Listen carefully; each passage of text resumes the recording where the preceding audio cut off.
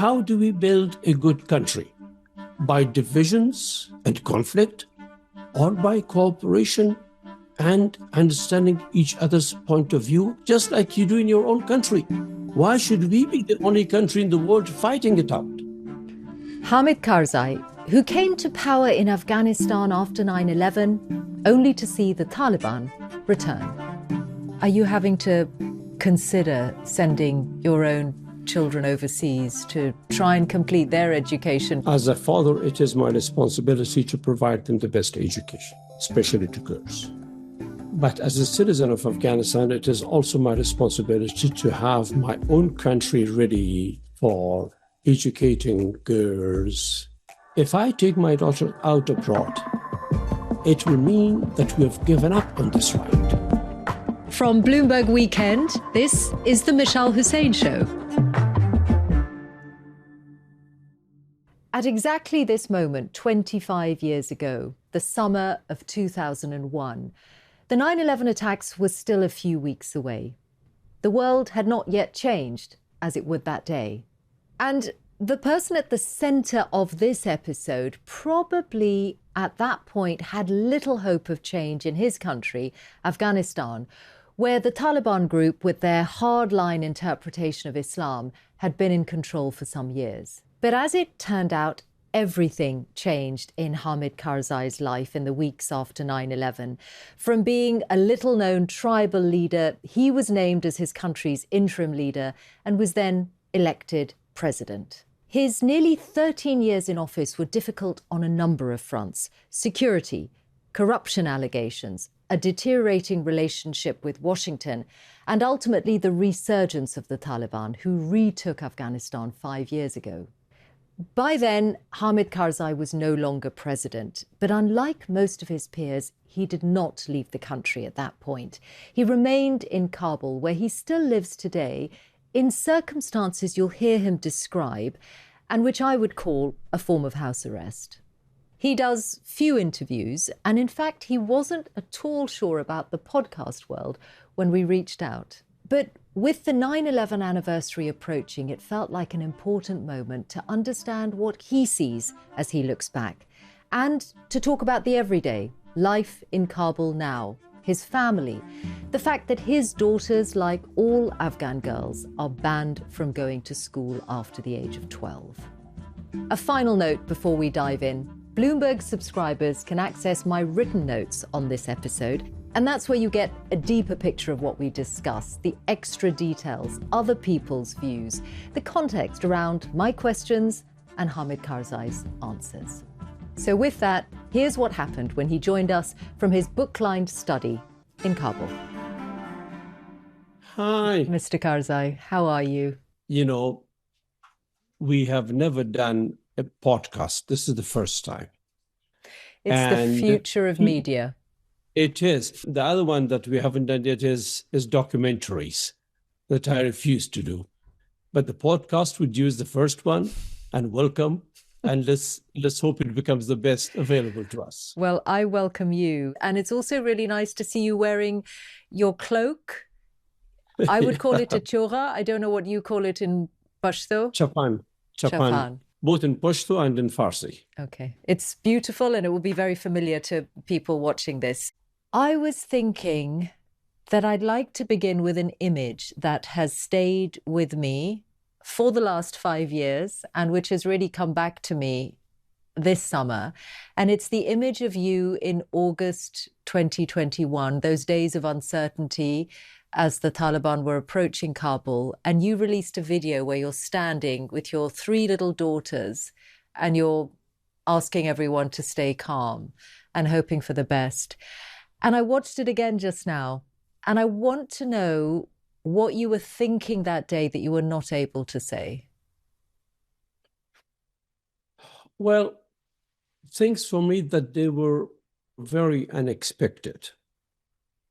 Even about an hour and a half before I did that video, over lunch, I was arguing with my colleagues and friends that things were all right, though I had been receiving calls from all around that things were collapsing. But I did not believe it. and felt that there will be some form of a conclusion to the peace process, and that the state will stay, but an arrangement with the Taliban will be made for a government that includes all Afghans towards stability and peace in the country. That didn't happen. At about 2:45, as I was preparing for a meeting with the ambassador of Russia, who was supposed to visit me at 4 o'clock, I learned that the country was empty of the responsible personnel and the state structure. The president had left, your successor had left the country. Had left. And the Presidential Security Service came to my house, who were providing also security to me, telling me that this has happened.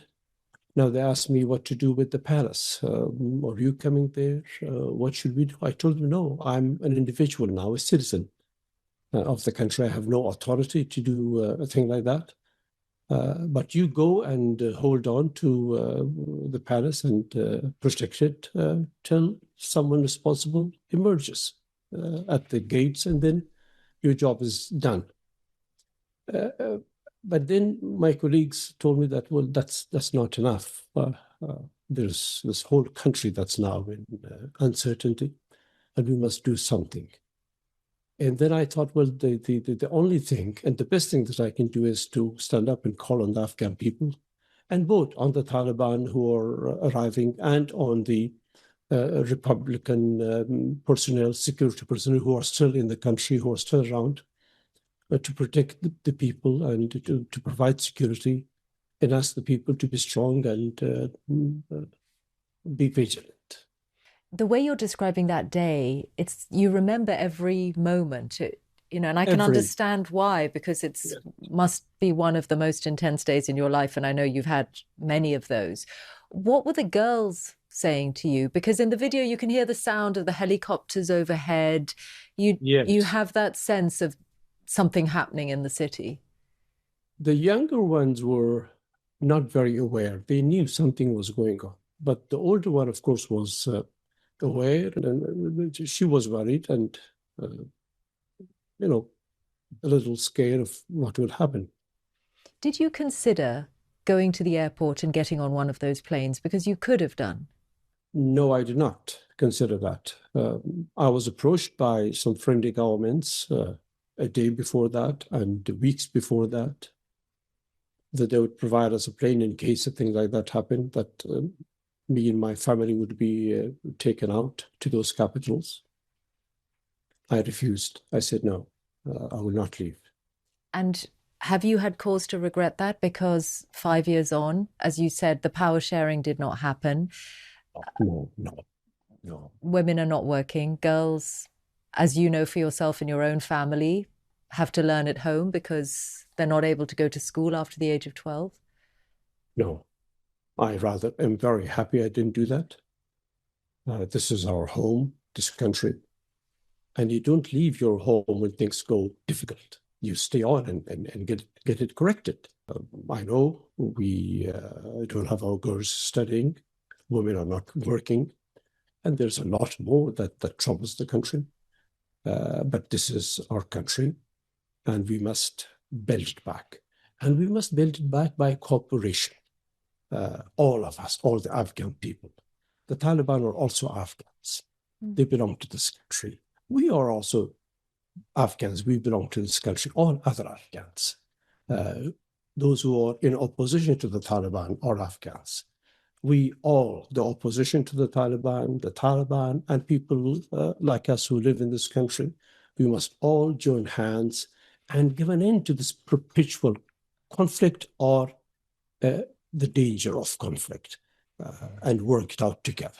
So hearing you speak in that way, obviously I'm curious about whether you are saying something is happening, a new movement. Who are the opposition that you speak of? Is this the remnants of the former Afghan National Army, people like what is happening that makes you think there is an era of cooperation that is coming? I'm thinking of all Afghans. I can't speak for all Afghans. Look, during my time in office, I called on the Taliban as brothers because they belong to this country, because I wanted to convey to them that we can sit together and build this country together. Today, I call all others who are, for one reason or another, not happy with the situation in Afghanistan. They're also Afghans and they're our brothers. So Afghans, the countrymen, our compatriots, that this country belongs to all of us and we must work it together. But those various moments along the way in the last 5 years, there have been the times where it looked like something might change, that girls might be able to stay in school beyond primary education. None of those hopes have materialized. Is there actually a dialogue? Do you think you have some kind of influence with the Taliban? No, I have no influence with the Taliban, but I do talk to them. Whenever the opportunity comes, to some of their leadership. I've been doing this from the very beginning. I've been repeatedly speaking to them and telling them of the importance of education for Afghanistan, of the importance of Afghan women, half the society getting back to work, and that this country belongs to all the Afghan people. A lot of them, many of them understand and appreciate and do agree with me. And this shall go on until we reach our objectives. And have you reached any of your objectives so far? What is the general response when you speak? They agree and then nothing happens? Or do you see signs of small change that you want us to know about? The very fact that dialogue is on, the very fact that we still sit down and talk, the very fact that recognition for the correct path is there means that there is hope. Even if there isn't, we must go on and keep asking and deliver eventually. But I do wonder what the toll is on you personally, seeing your eldest daughter no longer able to go out to school. When I realized that had happened, I read back some of your speeches, and repeatedly you said as president how much it meant to you to see boys and girls being able to go out to school, that sight in the morning gave you so much. And now in your own family, that has had to stop for your eldest. Many of the difficulties our country suffered in the past 40 years was because of the extremely difficult environment that our country found itself in, right from the Soviet invasion of Afghanistan till today. The only time that children got the opportunity to educate themselves and did it wonderfully all over the countries, boys and girls, was the 20 years of the Republic. This produced a huge number of educated men and women in Afghanistan. And like any other country, ma'am, the only way for Afghanistan to stand tall, provide for itself, and do well is through an educated population. We cannot imagine progress any other way but through education. And for that reason, during my time in office and today, I call for education for the Afghan people, especially for women and girls. And when you say this in your dialogue with the Taliban, what is the response? Those who come and meet me, those who talk to me, they are of the same opinion as I am. But they don't hold sufficient power? That I don't know, and I wouldn't reflect on that. But I can tell you that they agree with me, and a great number of the clergy, the ulama in the country, have called for the girls' right to education and women's right to work. This is a debate that is overwhelmingly in favor of education in the Afghan society in our country. And I'm sure, ma'am, someday, sooner or later, we will get back. But we hope that this will happen soon, and it will happen through an agreement and through a cooperative environment rather than other means. Are you having to consider sending your own children overseas to try and complete their education? Because if it comes back later rather than sooner, they are the generation who will have lost out. As a father, it is my responsibility to provide them the best education, the best one can have, especially to girls. But as a citizen of Afghanistan, it is also my responsibility to have my own country ready for educating girls in our own environment, in our own culture, in our own historical perspective, in our own languages, plus training a first-class world citizen. If I take my daughter out abroad, it will mean that we have given up on this right. And I will never give up on this right. There is another milestone I've been thinking about, and that is that it's 25 years nearly since the September 11th attacks. And it was in the aftermath of that, the US invasion, that you returned to the country and you became the interim leader and then the president. And yet, by the time you were leaving office in 2014, you were talking about the United States as never really having wanted peace in Afghanistan, that they had their own agenda and goals. So as you look back on this 25-year period, what can you say about what you saw of the United States? Before September 11, when we were busy inside Afghanistan and as refugees in Pakistan, and beyond that in Rome with our late king, His Majesty Zayed Shah, we were working towards the convening of an OIJRG, where through an intra-Afghan dialogue process, where Afghans would get together from all walks of life, from all over the country, and decide the country's future through dialogue and through the expression of the will of the Afghan people. It was during this time that we began to engage very closely with the United States. I did it personally as well, and also with Europeans, with Russia, with Iran, with Pakistan, with Turkey. We had a great international engagement.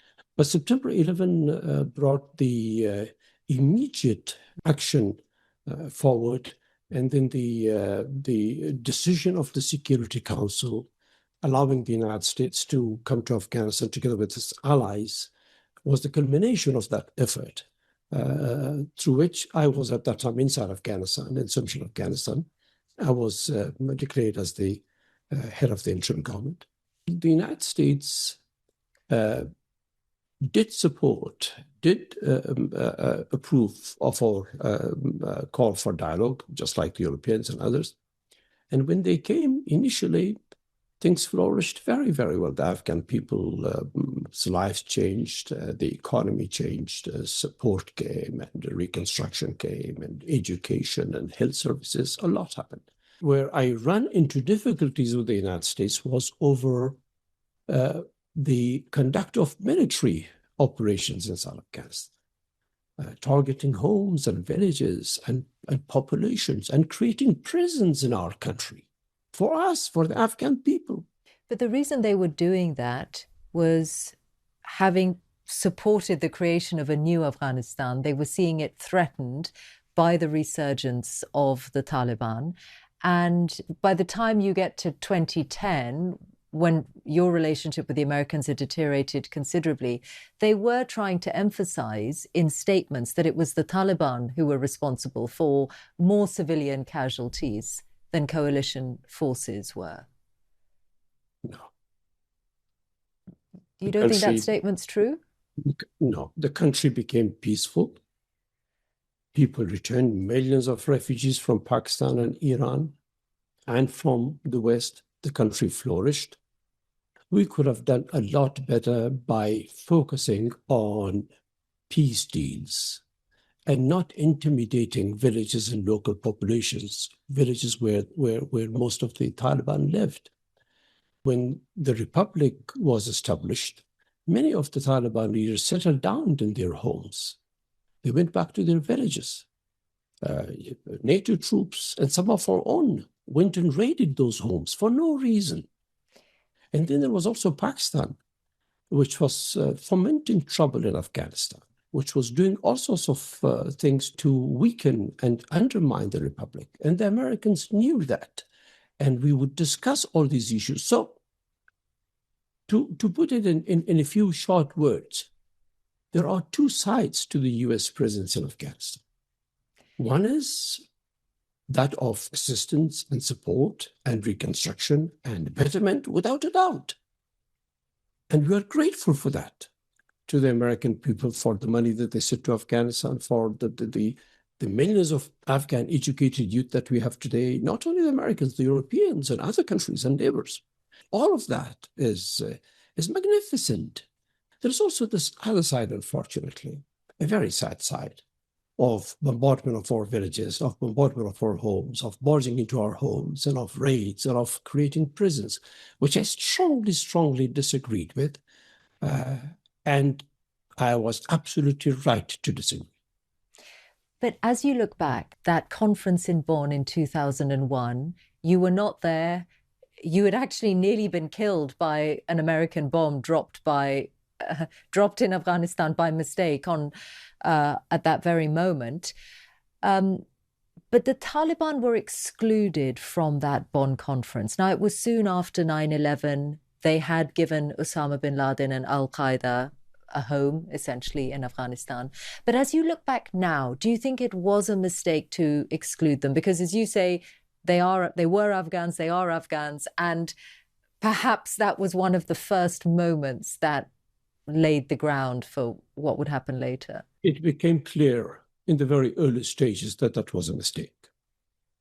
That some of the organizers of the Bonn conference also very soon came to tell me that that was a mistake, that they should have been invited, and some other Afghans too. And would you have agreed that at the time, if they'd asked you at the time? Absolutely, absolutely, absolutely. The first, even though you'd been campaigning against them, and I know, I think you hold them responsible for the assassination of your father only a couple of years before. I was campaigning for a united, peaceful Afghanistan. How do we build a good country? By divisions and conflict, or by cooperation and understanding each other's point of view and building a middle ground, creating a middle ground on which we all stand and move forward, just like you do in your own country. Why should we be the only country in the world fighting it out? So what does your experience lead you to conclude as you look at the last few months and the war between the US and Iran, and what appears to have been a desire for regime change in Iran, which obviously hasn't happened? What do you see when you look at that situation? During the Republic, especially during my time in office, Iran and the United States both remained very cooperative with Afghanistan. Iran did not make an issue of the US presence in Afghanistan. They actually said, well, their presence is good for your country. And the United States did not object to our close cooperation with our neighbor, Iran. They understood. But for the two countries, the United States and Iran, look, they're both great people, great countries. Iran is a great old civilization, a country of tremendous art and literature and culture. And it's our neighbor, religious, cultural, linguistic. We are almost the closest one can find in the world. The United States, too, is a great power. There are hundreds of thousands of Afghans who are prospering in the United States, who live there, including members of my own family. We want the two countries to live peacefully and friendly together. It's good for both of them. That has been my advice during my time in office. That is my advice today. And I wish both of them well. I want them to be wiser and to work it out rather than to fight it out.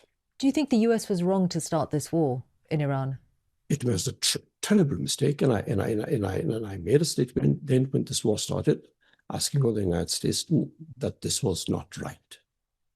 And how do you think it is going to be resolved? How can it be resolved? Well, at this stage, I would ask both Iran and the United States both to choose diplomacy and talks over fighting and attacks on each other.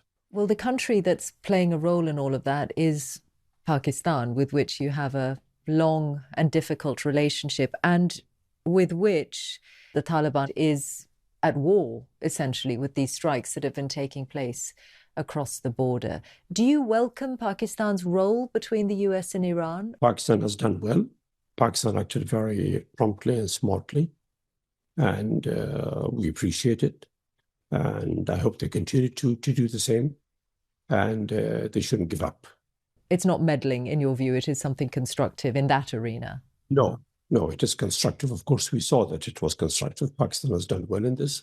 There is an irony in the fact that you and others for so long have accused Pakistan of supporting the Taliban before they returned to power, and now those two are fighting each other. Well, this proves that Pakistan can't live with any Afghan government.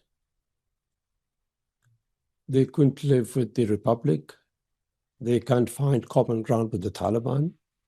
So that means there's something wrong in Pakistan's own policy towards Afghanistan. And I hope it will be corrected. I have repeatedly called on Pakistan to seek a civilized relationship with Afghanistan.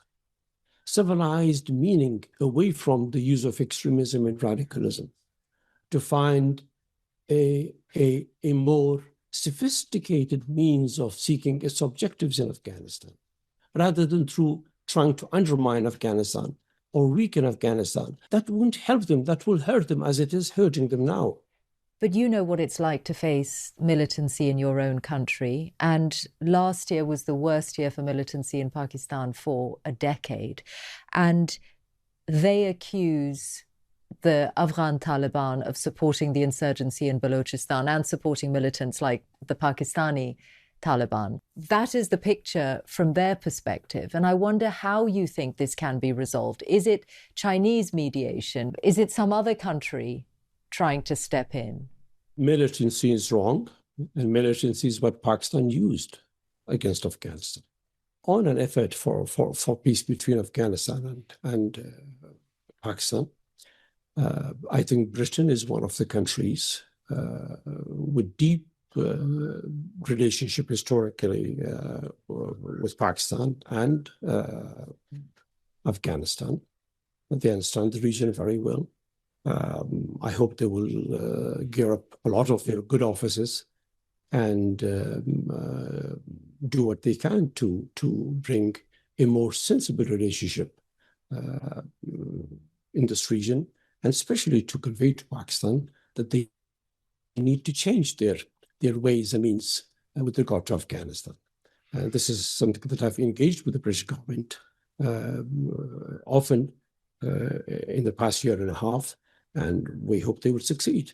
China, too, is welcome. It's a country that has a tremendous influence in Pakistan and is also a friend with Afghanistan. So both can join hands, or one of them may take the lead and do it. There is a new British Prime Minister, but I think his priorities will be very much domestic. It's hard to imagine that much attention going on to something that will feel far away. I want to bring the conversation back to you and your life. We're talking in what I assume is your study or in a book-lined room. It looks like a very peaceful setting. But what is everyday life like for you? Do you have the freedom to leave your home in Kabul? No, not without letting the Taliban authorities know that I'm leaving uh, somewhere, and then if they agree, they provide the security and the escort to take me there. Some colleagues and visitors are allowed, others are not allowed. So they have to be approved. People who come and see you have to be people who are allowed. Each visit, yes.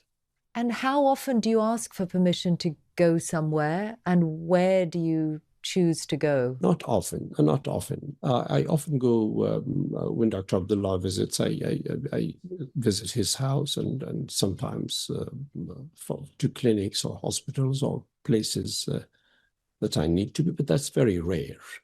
Maybe once in 3-4 months. How are you coping with that? This is your city, this is your country. I know even when you were president, though, that the security situation meant that you could not move around as freely as you would have wished to. But it does sound like a form of house arrest. I'm fine. I don't complain. My personal situation is really insignificant to what we need to do for Afghanistan. So it's really nothing. I mean, it doesn't even occur to me that I have these issues. No, it's the work that we need to do for the country that is the greatest of my concerns and worries. But you maintain a routine, you keep up with the news, or how do you fill the hours? Yes, this is very fill the hours completely. The news I receive every day, and engage with some of the colleagues who are allowed daily to come and have conversations abroad with Afghans and members of the international community on phone or video calls, just like you and I are doing today. So no, my time is filled very much, and I do my exercise. I walk around the house. It's all right. The things that the distractions don't bother me at all. It's the objectives that we have that constantly keeps me running, and I'm happy doing it. So if they asked you, come be in the government, take control of a ministry, or have some other role, would you say yes? No, you're no. Shaking your head. No, I will not say yes. I don't need to be in the government. I've done my time in office. I did what I could for the country. I had my faults. I had my successes, my achievements. I don't need to be in the government anymore.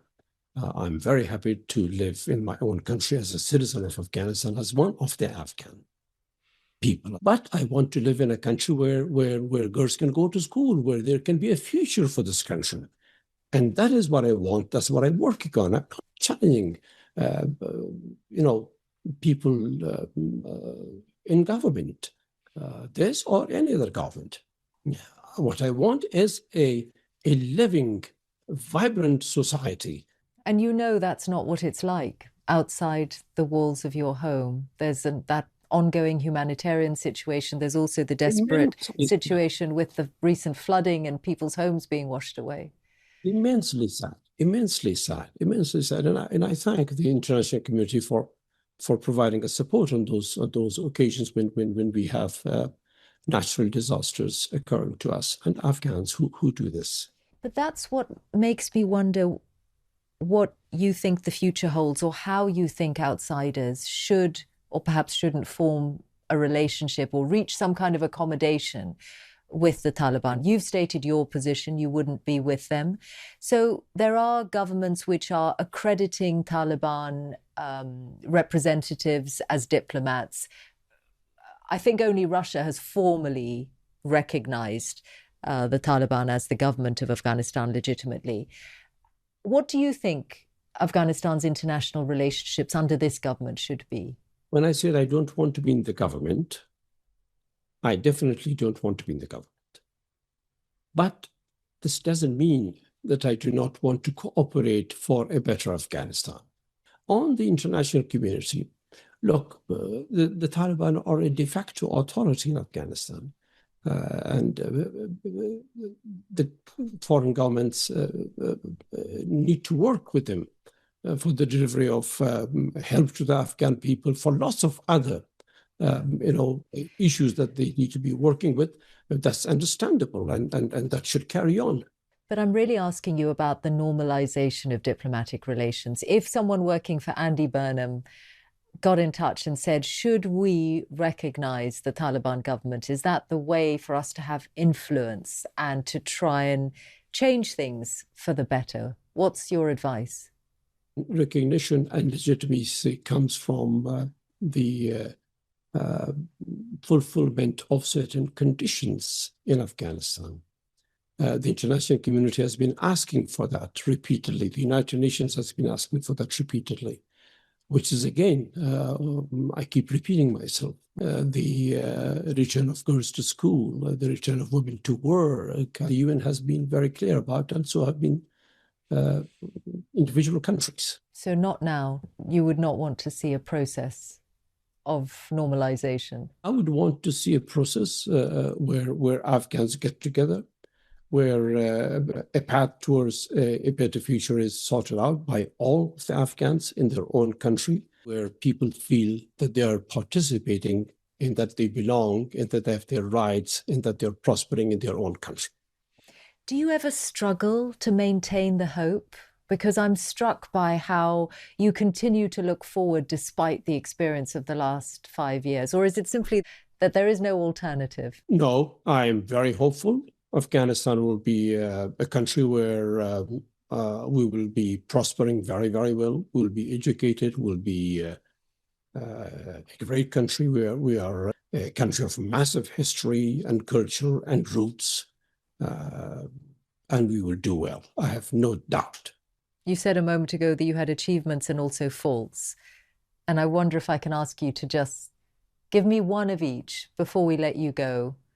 The achievement you're most proud of and the fault that you would admit to. The achievement, the greatest, was education for the Afghan people. Boys and girls, millions got educated. Hundreds of thousands went to higher education. The country was rebuilt. Afghanistan became home for all Afghans. This was the best. I'm very happy about that. There was a sense of unity and belonging. Plus much more,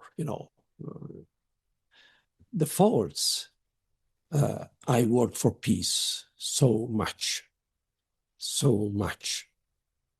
where all Afghans would live together in a peaceful country. That didn't happen during my time in office, and I regret that. Do you see that as a personal failure sometimes, or circumstances? Circumstances, but also personal failure. This was my wish. I wanted it. I didn't reach it. Who knows? Who knows what the future holds? We've talked about a long sweep of history, so perhaps there is a... Perhaps there is something yet in the future. There will be, sure. Mr. Karzai, thank you so much for talking to us. Good talking to you. Wonderful conversation. How was the first podcast experience? Fantastic. Podcast didn't exist when you were president of Afghanistan, of course. It didn't exist, no. It didn't exist. Well, I'm happy to have had the chance to talk to you, and I wish you well. And I wish your family well, especially your daughters. Thank you.